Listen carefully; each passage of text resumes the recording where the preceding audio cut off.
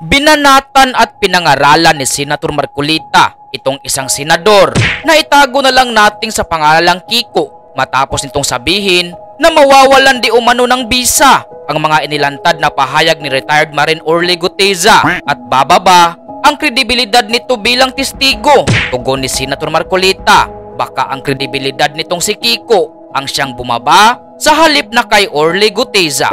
So, sabi ng isang senador, hindi ko na nababanggitin para hindi na kayo mag-away-away. Kung mapapatunayang nating peke ang notaryo, mawawalan ito ng bisa at bababa ang kredibilidad ng testigo. Sinabi ng isang senador. Oo. Sinabi niya. Ano yung senador? Abogado, abogado po ito. Senador na abogado. Abogado. Sige po. So, paano po yun, Sen? Baka siyang bumaba ang kalidad.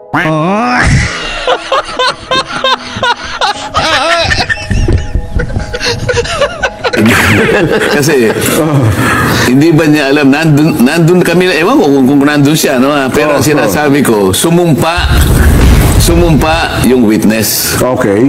Si Guteza. So ano man yung pagkukulang, halimbawa, aminin na natin kunwari lang, granting na talagang hindi yung pumirma, granting na nakuha ni Guteza yung pangtatak. Yung stamp. Pagkatapos nakuha pa niya yung notarial register na nakatago doon. Pati yung mga numero. Makapal na libro, journal yun eh. I-assume natin na alam niya kung saan niya kukunin yung number. Siya yung naglagay, ano? Pagkatapos nakuha niya yung dry seal, at siya yung naglagay ng dry seal. Okay? O, di peki talaga, no? Kaya lang sumumpa nga siya. Umarap siya sa committee. Pagkatapos, binasa niya yung kanyang sworn statement. At pagkatapos nun, in-interpellate siya. Tanong pa po siya doon. Kung bansa ang nakikinig.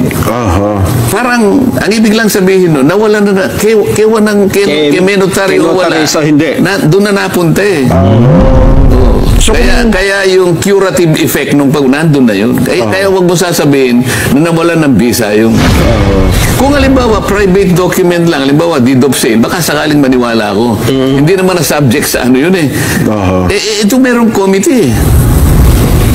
Ayun. Di ba? So kung pumunta doon, halimbawa, natapos po siya ng sa kanya pinanotaryo, wala rin diferensya yun, Sen. Natapos siya, walang notaryo, sinabi nyo, pwede ba yung statement mo, ipanotaryo nyo after doon siya umarap sa pagdinig? Oo, kung kakailanganin pa. Para lamang lahat na nagdududa masatisfy kahit hindi na kailangan. Sige, panotaryo nyo uli. Wala namang problema kung panotaryo mo. Sinigundahan naman ni dating Congressman Mike Defensor ang pahayag na ito ni Senator Rodante Marcolita at ayon sa kanya ay tila ginigipit ng mga nabanggit ni retired Marine Orly Guteza itong attorney upang pabulaanan ang mga pahayag niya.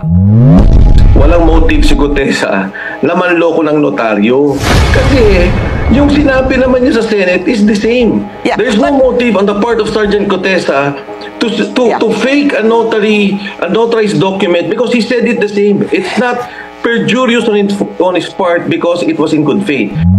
That's the only way they can discredit this person. That's the only way they can, bring down the statements he delivered to the Senate.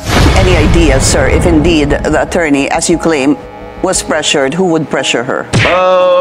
People who were mentioned, I would think. People who would be affected, I would think.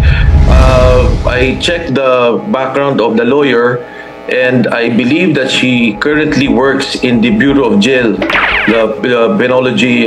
Dagdag ni Defensor, notarized man o hindi, may bigat ang mga pahayag ni Guteza. It's immaterial for me since he made a sworn statement in the Senate. He made a statement under oath, which carries also the weight of evidence in a legal proceeding. Whether may mali yung notaryo, he signed it, he presented it to the Senate, and then he verbalized what... Sapat na raw bilang ebidensya. Na-taste of on medicine naman ang mga kritiko ni Senator Marcolita matapos sabihin ng mga ito na hindi di umano ipinaalam ni Senator Marcolita sa Blue Ribbon Committee ang witness na si Orly Guteza, gayong nakita at narinig naman ng maraming mga tao na nagpaalam si Senator Marcolita sa chairman ng Blue Ribbon Committee na si Senator Ping Lacson kung papayag ba ito na ipresenta ang witness na kanyang dinala. Well, sabi naman nila, Sen, surprise ito para bagang may konting pagdududa rin po. Miss Watang, chairman, sabi niya, Hindi parang na-coordinate. Hindi na-coordinate, wala daw Hindi courtesy. Yun hong pagharap nitong si Gutesa. Master Sergeant Gutesa. Wala daw kortesiya doon sa komite at maging sa chairman ng... Walang kortesiya. Walang kortesiya. Paano po masasabi na walang kortesiya? Di ba nagsalita ako, sabi ko, Mr. Chair, Oo. I am going to consume the remaining time that I have to make a disclosure. Okay. Sinabi ko yung pangyayari nga na tinawagan ako niya, no? At kung papayag kayo, Mr. Chair, ay iahayag ko dito yung witness na sinasabi ko. O, let him testify. Sabi niya. Yan naman po niya. Diba? So, tinawag ko ngayon. Nasaan ang kawalan ng courtesy? Pinagpaalam ko eh. Hindi ko naman biglang nagsasalita, Mr. Chair, ito po, may iupo nyo rito. Wala naman.